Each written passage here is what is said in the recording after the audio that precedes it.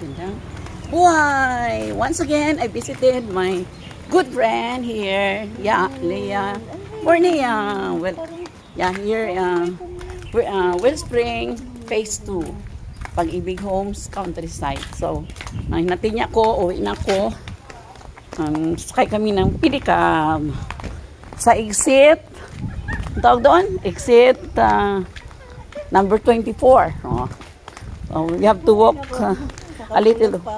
What's that? Pomelo. Oh, you are. But I don't like pomelo. I don't usually eat pomelo. My favorite food, papaya. What else?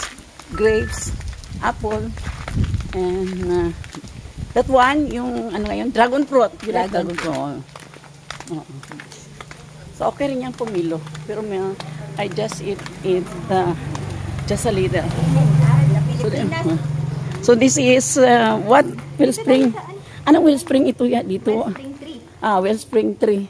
I do not know if my friend Edna Fidalgo is here in this area. But next time na lang, Dieds, I will visit you.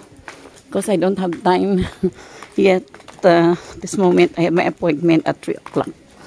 So, I think malapit lang daw siya sa basketball court. So, next time na lang. Hanapin ko siya. Oh, it's so hot na. It's already 2 o'clock. Have a glimpse of their houses here. Yeah. May nadaanan kami, Property is for sale. Claim title, direct buyer. Merong cellphone. Paki-message nyo na lang. Yan, for those who like to buy. May for sale na bahay dito sa Wellspring. So, this is it. Naglabas yung babae. We have our walking after the wellness. Yeah. Yeah, after the massage, we again have our walking here. So these are the houses in Wellspring, Phase 3. The type of houses. Sharing you this special afternoon. Where are we now? Another type of houses over there. Oh, this is it. We have to go on this way to our right. Right already. Is that the river? Ilog na ba yan? Sapa. Sapa. So we're going to... Doon sa kabila, may sapa. May sapa. So according to the saying, where the river of God flows, there is blessing.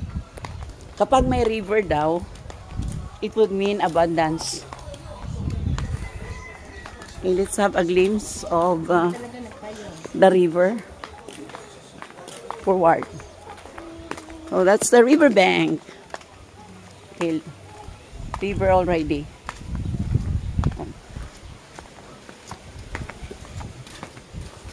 We are going to the exit. So we need to take our pedicab or our tricycle ride. Next, be careful. Ouch!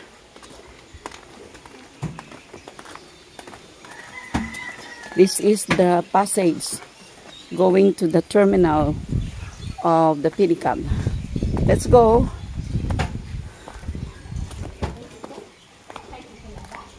So that's my friend Leia.